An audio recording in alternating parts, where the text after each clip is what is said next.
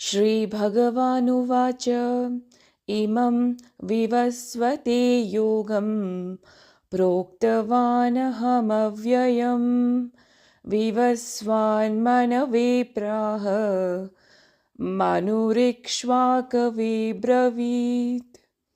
परम भगवान श्री कृष्ण ने कहा, मैंने इस शाश्वत ज्ञान योग का उपदेश सूर्यदेव विवस्वान को दिया और विवस्वान ने मनु और फिर इसके बाद मनु ने इसका उपदेश इक्ष्वाकु को दिया। एवं परंपरा प्राप्तम इमं राजर्षयो विदुः सकाले नेह महता योगो नष्टः परन्तप। हे शत्रुओं के दमन करता, इस प्रकार राज ऋषियों ने सतत गुरु परंपरा पद्धति द्वारा ज्ञान योग की विद्या प्राप्त की, किंतु अनंत युगों के साथ यह विज्ञान संसार से लुप्त हो गया प्रतीत होता है। स एवायं मया तेद्य योगः प्रोक्तः पुरातनः भक्तोऽसि मे सखा चेति रहस्यं हेतुदुत्तमम्। उसी प्राचीन गूढ़ योग ज्ञान को आज मैं तुम्हारे सम्मुख प्रकट कर रहा हूँ, क्योंकि तुम मेरे मित्र एवं मेरे भक्त हो, इसलिए तुम इस दिव्य ज्ञान को समझ सकते हो। अर्जुन उवाच अपरं भवतो जन्म परं जन्म विवस्वतः कथमेतद्विजानीयाम् त्वमादौ प्रोक्तवानिति। अर्जुन ने कहा, आपका जन्म विवस्वान के बहुत बाद हुआ, तब मैं यह कैसे मान लूं कि प्रारंभ में आपने उन्हें इस ज्ञान का उपदेश दिया था। श्री भगवानुवाच बहूनि मे व्यतीतानि जन्मानि तव चार्जुन तान्यहं वेद सर्वाणि न त्वं वेत्थ परन्तप। तुम्हारे और मेरे अनंत जन्म हो चुके हैं, किंतु हे परंतप, तुम उन्हें भूल चुके हो, जबकि मुझे उन सब का स्मरण है। अजोपि सन्नव्ययात्मा भूतानामीश्वरोऽपि सन् प्रकृतिं स्वामधिष्ठाय संभवाम्यात्म मायया। यद्यपि मैं अजन्मा हूँ और समस्त जीवों का स्वामी और अविनाशी प्रकृति का हूँ, तथापि मैं इस संसार में अपनी दिव्य शक्ति योग माया द्वारा प्रकट होता हूँ।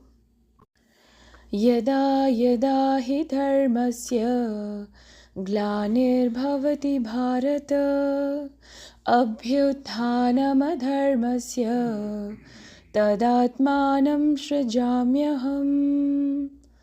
जब जब धरती पर धर्म का पतन और अधर्म में वृद्धि होती है, तब उस समय मैं पृथ्वी पर अवतार लेता हूँ।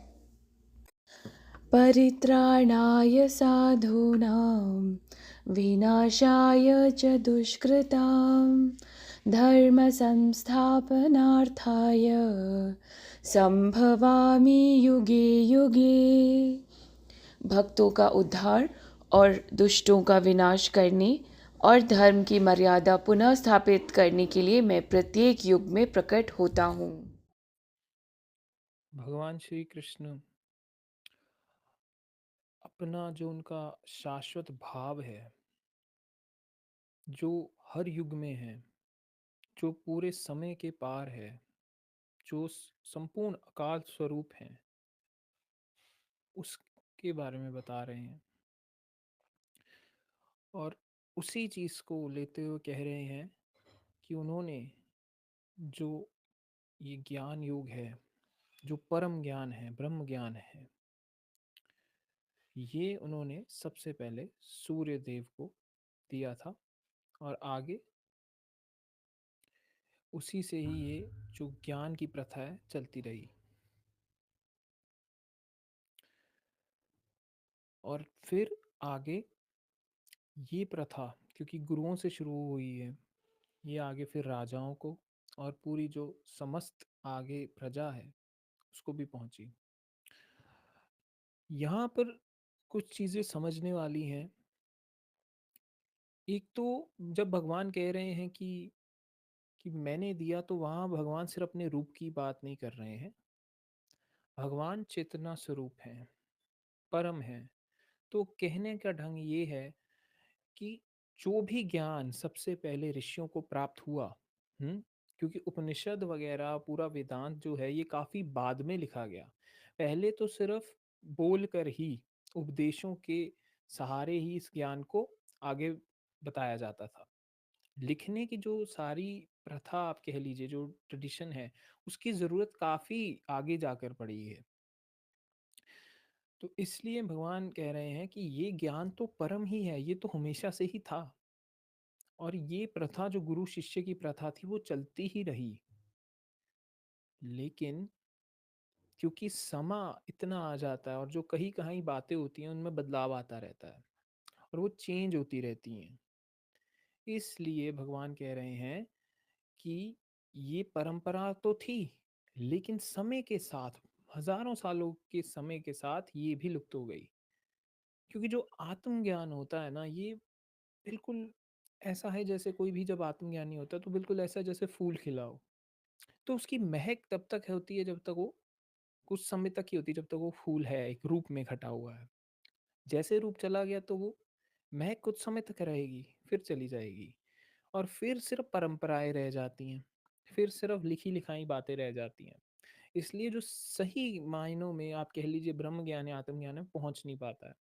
और जब गुरु और शिष्य की जो परंपरा चलती थी, ये परंपरा बहुत ही आप कह लीजिए क्लोज रिलेशनशिप होता है। पुराने समय में जो गुरु होते थे, वो बहुत ही जो ट्रेन्ड लोग होते थे या बहुत ही जो पक्के साधक होते थे, जिनमें सत्य के प्रति सच में जानने की इच्छा है, सिर्फ उन्हें ही वो परम ज्ञान बताया जाता था, अन्यथा नहीं बताया जाता था। जब तक गुरु को नहीं लगता था कि वो जो शिष्य है वो इतना पक चुका है कि उसे अब दिया जा सकता है, उसे बताया जा सकता है, तब तक नहीं दिया जाता था। और वहां पर भी उस समय जब भी पहले जो शासन आया, जो आप कह लीजिए जैसे जैसे सिविलाइजेशन आगे बढ़ी, तो तब के समय में जो ऋषि ही थे, वही अपने ज्ञान से जो उन्होंने प्राप्त किया था, और जो बाकी भी धर्मशास्त्र से, उनसे ही जो सारा आप कह लीजिए मैकेनिज्म था, जो उस टाइम का जो सिस्टम था, वो उसी से ही चलता था। शुरुआत तो हुई परंपरा से, क्योंकि एक चीज समझिए कि जब जो चेतना है वो इवॉल्व भी हुई है। बिकॉज जब एक रूप में घट गए, एक रूप में आ गए, तो इंसान जब एक रूप में आया है, और अगर हम एवोल्यूशन को साथ में लेकर चलें, तो कुछ चेतना का स्तर बढ़ता गया है जैसे जैसे वो रूप और इवॉल्व होता रहा है। और जैसे उस रूप ने और चीजें जाननी शुरू की, उसने जाना कि वो सत्य में क्या इसलिए इंसानों की जो सिविलाइजेशन है ना, जो एवोल्यूशन की थ्योरी चलती है, उसके भी आगे जो एक्चुअल इंसान की एवोल्यूशन हुई है वो चेतना के स्तर पे हुई है, जिसे हम फिर कहेंगे कि वो आत्मज्ञानी हुए। उन्होंने स्वयं के बारे में जाना, क्योंकि हम जानते हैं बाहरी चीज़ों के बारे में, एक चीज़ दूसरी चीज़, सब संसार जान लेते हैं, नाम रूप में फंसा देते हैं, लेकिन उसके बाद जब और चेतना का स्तर बढ़ता है तो फिर व्यक्ति स्वयं को जानना शुरू करता है। इसलिए आप पाएंगे कि जब वेद का जो शुरुआत है, वेदों की, जिन्हें हम कर्मकांड कहते हैं, वो काफी हद तक प्रकृति को ही समर्पित है। प्रकृति और देवताओं को, जो कि हम उनसे रूप ही मान रहे हैं, उनको ही समर्पित की जा रही है। और अंत में वेदांत के जो एंड पार्ट है, वहां पे आ रहा है उपनिषद, जो कि कोर है। वहां से एक और चीज समझ आती है कि बाहरी चीजों से व्यक्ति ने स्वयं में देखना शुरू किया, और जैसे जैसे उसने स्वयं में देखा तो उसने खुद को ही पाया हर जगह। भगवान ने जब ये पहली बार ये ज्ञान जब प्रकट हुआ होगा, तब वो कहने का अर्थ है कि आपने कभी भी पाया नहीं, वो चेतना ने स्वयं को ही जाना जो पहली थी। हम हमारे जैसे बहुत चलता है कि पहले व्यक्ति ये थे धरती पर, तो एक्चुअल में वो व्यक्ति की बात नहीं है, पहली तो चेतना ही थी हमेशा से।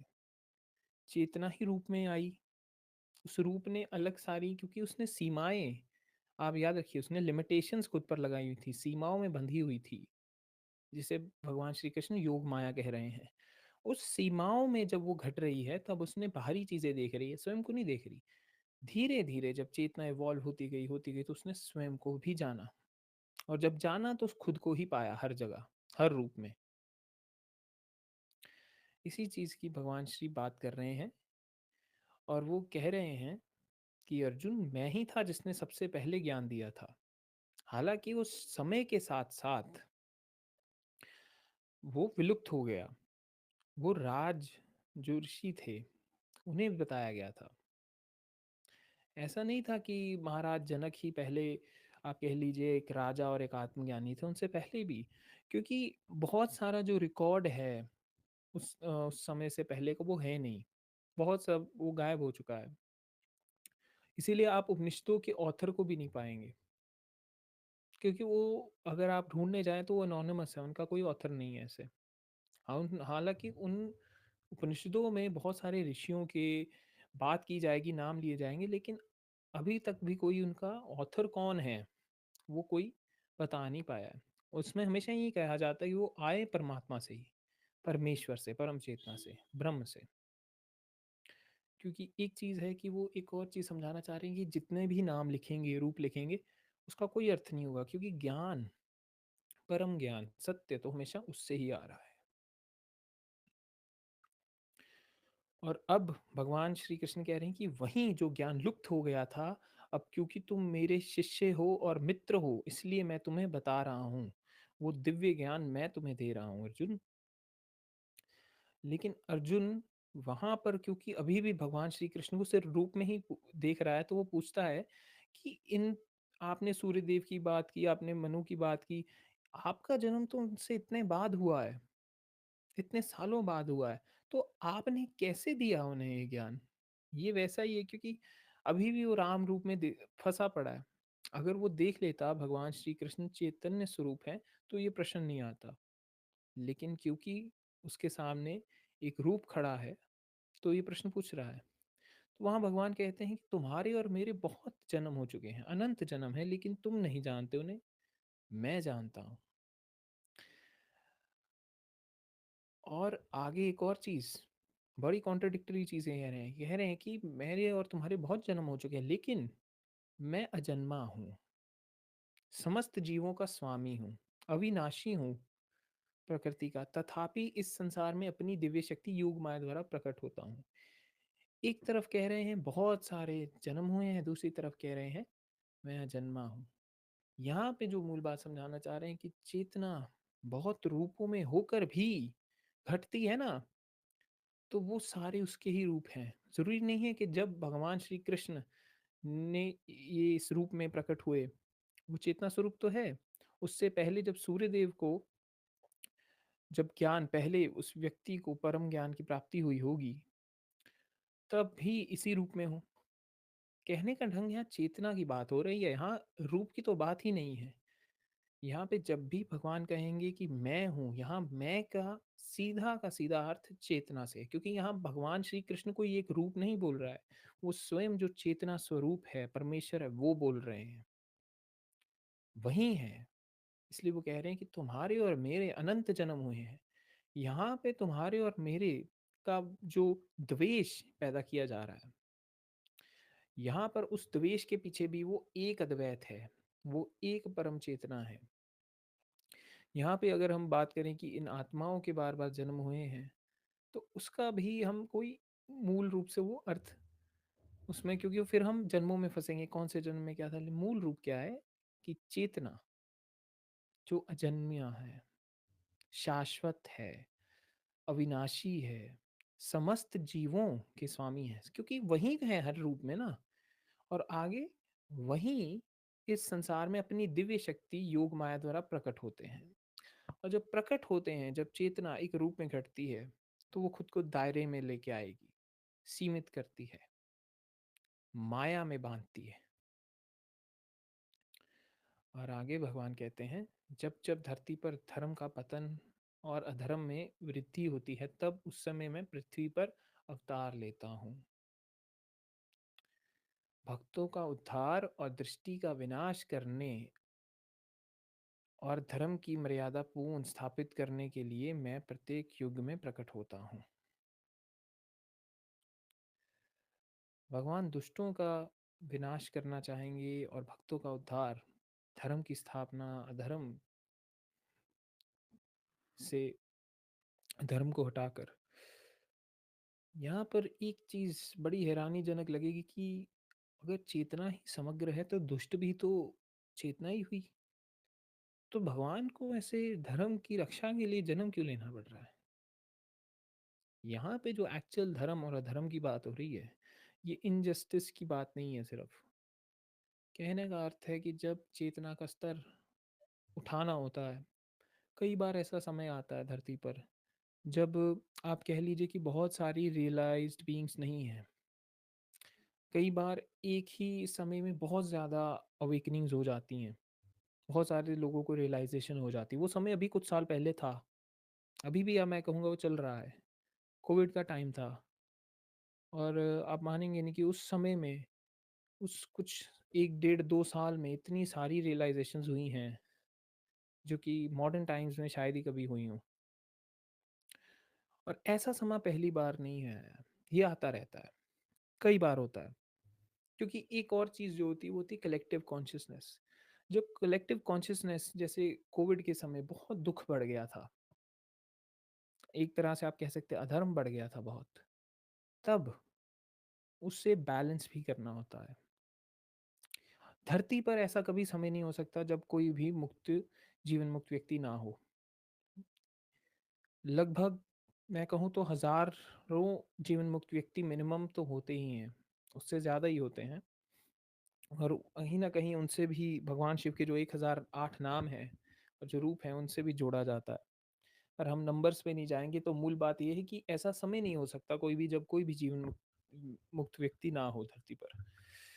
अगर ऐसा होगा तो बैलेंस नहीं रहेगा।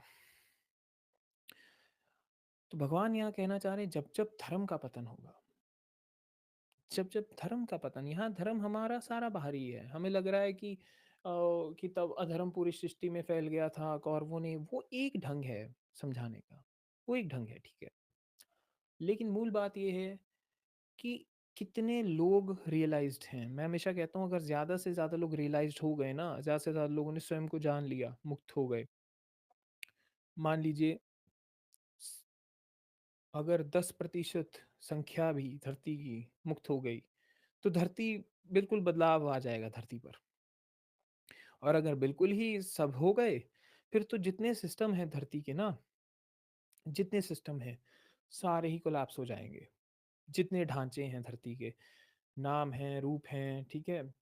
फिर जो देशों में बँटवारे हैं, धर्म के बँटवारे हैं, जात के बँटवारे हैं, इतने सारे जो बँटवारे हैं, बहुत सारे उड़ जाएँगे।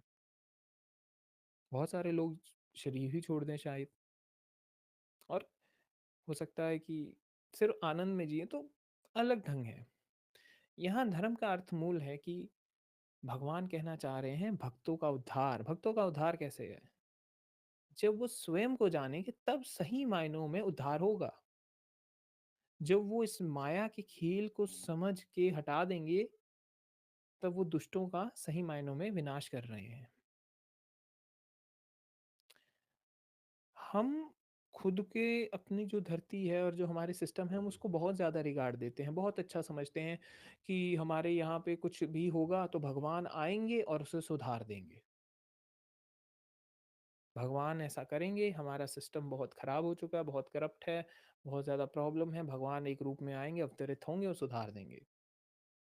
ये बहुत बड़ा कारण रहा है कहीं न कहीं कि ये जो स्टीरियोटिपिकल थिंकिंग हमने जो माइंडसेट बनाया ना, इससे बहुत सारे लोगों ने कर्म ही नहीं किया, भाग गए कि हमेशा भगवान पे छोड़ दिया कि अवतार लेंगे तो।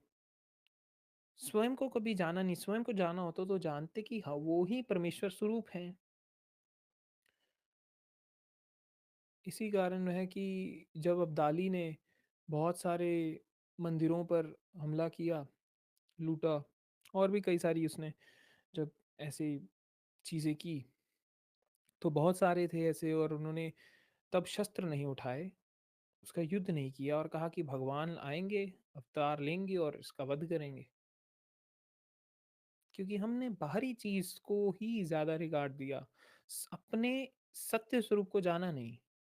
जाना होता तो कहते कि प्रभु ही इस रूप में भी खड़े हैं, बचाव करने आएंगे तो भी वो इस रूप में भी कर सकते हैं। हम जो सारी डिविनिटी हम देखते हैं ना कि अवतार, वो हमेशा बाहर ही देखते हैं कि बाहर होगा, कोई अवतार लेंगे, कोई रूप में आएंगे तब बात बनेगी, स्वयं को जानते ही नहीं। और गीता का सारा जो मूल है ना, वो ये है कि तुम स्वयं को जानो, तुम ही दिव्य हो, उस चीज को जानो, ना कि तुम बाहरी दिव्यता पर जाओ। अगर अर्जुन स्वयं को जानता होता तो भगवान श्री कृष्ण की आवश्यकता नहीं होती। अर्जुन ने खुद ही युद्ध लड़ लेना था बिना भगवान श्री कृष्ण के भी। सत्य की इतनी ज्यादा महत्वता है, और जो नहीं जानता होता है वो हमेशा बाहरी चीजों पर, दूसरों पर, शास्त्रों पर और उन पर, दूसरे लोगों पर निर्भर रहता है कि हाँ ये उद्धार करें, उद्धार करें। असल में तो जो गुरु है वो तो हमेशा आंतरिक है। जो बाहरी गुरु भी दिख रहा है आपको, वो भी उस गुरु, जो आंतरिक गुरु है, उसकी ही छवि है। इसीलिए हम जो जीवन मुक्त हैं या रियलाइज्ड हैं उनकी इतना आदर करते हैं। क्यों करते हैं? क्योंकि हम मानते हैं कि वो जो मेरा सत्य स्वरूप है, जो मुझे अभी नहीं दिख रहा है, वो वही है, उसी चीज का ही छवि है वो। इस मूल बात को समझाना चाह रहे हैं भगवान कि जब जब अधर्म बढ़ेगा, जब जब अंधकार बनेगा, बढ़ेगा, जब जब अविद्या आएगी, जब जब सत्य कम होगा, आत्मज्ञान कम होगा, तब तक भगवान अवतार लेंगे और धर्म की वापस स्थापना करेंगे। धर्म हमेशा वही है जो सत्य से आ रहा हो, जो स्वयं से आ रहा हो, वो धर्म है। धर्म की कोई ऐसी डेफिनेशन नहीं, अगर दे देंगे तो वो उस डेफिनेशन को ही तोड़ मरोड़ के अपने हिसाब से बदल दिया जाएगा। ये हमेशा होता है, जब भी आप किसी को कोई भी एक डेफिनेशन दे दो, कोई भी एक चीज दे दो, वो उसे अपने हिसाब से लागू करेगा। और धर्म तो ऐसी चीज है जो कि हमेशा अंदर से आती है, सत्य स्वरूप से आती है। और आपका जो स्वरूप है वो है परम प्रेम, परम सत्य, पूर्ण, जो हर एक का कल्याण चाहता है, क्योंकि हर एक रूप में वही है। इस चीज को भगवान समझाना चाहते हैं, क्योंकि पहले भारत में एक बहुत प्रथा चलती थी गुरु शिष्य की। और भारत आज तक, अगर इतने हजारों साल बाद भी हम अगर वेदांत की, भगवत गीता की बात कर रहे हैं, तो उस परंपरा के कारण ही है। क्योंकि वो हमारे यहाँ पे जब भी कोई पैदा होता है भारत में, तो बचपन से ही उसे ईश्वर के बारे में, सत्य के बारे में, आत्मा के बारे में बता दिया जाता है। ये घर घर की आप कहानी कह लीजिए रही है, क्योंकि हमारी जो चेतना है उसमें बचपन से ही ये इनग्रेन कर दिया जाता है। और उसका कारण क्या है? क्योंकि भारत में इतने ज़्यादा जीवन मुक्त हुए हैं और हर समय होते ही रहते हैं, और ये आगे कंटिन्यू ही रहेगा। क्योंकि यहाँ पर सबसे पहले ऋषियों ने स्वयं को, आप कह लीजिए, जानना शुरू किया था। फिर उपनिषदों का पूरा जो रचना की गई, और बाकी सारी चीज़ें भी उन्होंने इसे और बढ़ाया। और कितने सारे शास्त्र लिखे गए, भगवत गीता आई, ऋभु गीता आई, और इतनी सारी प्रथाएं। आप भारत में हर तरह का जो मुक्ति का आप कह लीजिए ना जो मार्ग है, हर मार्ग को ट्राई कर लिया गया है, कोई छोड़ा ही नहीं गया है। भारत सबसे ज्यादा एडवांस है स्पिरिचुअलिटी में, नॉन डुअलिटी में। और उसी का ही कारण था कि भारत ने जो भौतिक तरक्की है वो भी बहुत की। सिर्फ ऐसा नहीं था कि संसार से अलग हो गए, संसार में भी रहे, तरक्की भी की, और उसके साथ साथ स्वयं को भी जाना, कर्म भी किया और मुक्ति भी पाई। सब कुछ करके भी मुक्त रहे। ये है असली भारत। इस चीज की बात भगवान करते हैं कि वो उस चीज को वो वापस स्थापित करेंगे। एक और बात जो बहुत लोग नहीं शायद जानते हो, भगवान श्री कृष्ण ने बहुत सारे ऐसे आश्रम, आप कह लीजिए जो आजकल स्कूल्स कह लेंगे ना, आश्रमों की भी स्थापना की थी, जहाँ पे आत्मज्ञान के बारे में बताया जाएगा। जो पक्के साधक होंगे उनकी साधना कराई जाएगी। हालांकि समय के बाद हो सकता है वो विलुप्त हो गए, लेकिन भगवान ने किए थे तब, और हर बार किए जाते हैं। जब भी कोई व्यक्ति प्राप्त होता है तो चाहता है कि और ज्यादा से ज्यादा लोग उस चीज को जाने, स्वयं को जाने। क्योंकि उसके बिना जो कहीं ना कहीं अंदर जो कमी है ना, जो लगती रहती है, वो हमेशा ही रहेगी, वो लगती ही रहेगी, वो कभी जाएगी नहीं। हमेशा लगेगा कुछ रह गया, काश ऐसा हो जाता, वो हमेशा रह जाता है। तो जब तक व्यक्ति स्वयं को नहीं जान लेगा ना, वो हमेशा चलता ही रहेगा। और जब जब चलेगा तब तक हम बाहर भागेंगे, एक चीज से दूसरी चीज, दूसरी से तीसरी चीज, भाग भाग कर हम भागते ही रहेंगे कि ऐसा हो जाता, वैसा हो जाता। कभी भी हम जब तक स्वयं को नहीं जान लेते तब तक चैन में नहीं आएंगे। तो यहाँ पे उस चीज के बारे में, सत्य के बारे में, उस धर्म की स्थापना के बारे में भगवान बात कर रहे हैं। सिर्फ बाहरी धर्म नहीं, क्योंकि धर्म तो फिर ऐसे तो ऊपर नीचे तो बिगड़ता ही रहता है।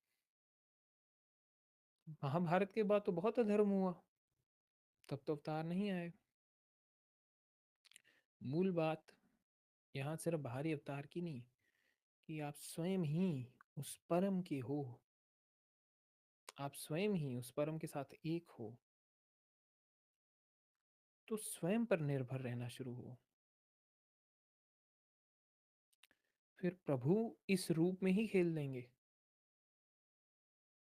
आप कभी, जब आपको दिशा ना मिले, तो मात्र शांत रहकर भी अगर स्वयं को एक बार भी स्वयं से प्रश्न कर लेंगे ना, सहजता से और सच्चे दिल से कर लेंगे, तो जरूर जवाब आ जाएगा, जरूर हल निकल आएगा।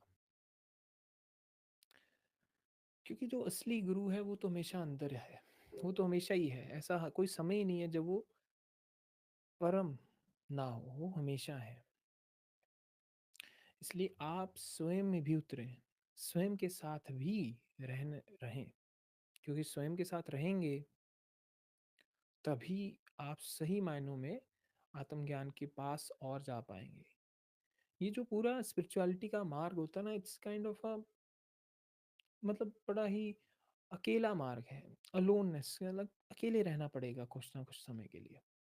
आपने बहुत सारे साधनाएं कर ली, बहुत ध्यान लगा लिया, बहुत अम, सत्संग लगा लिए, लेकिन एक समय आएगा जब स्वयं के साथ रहना पड़ेगा।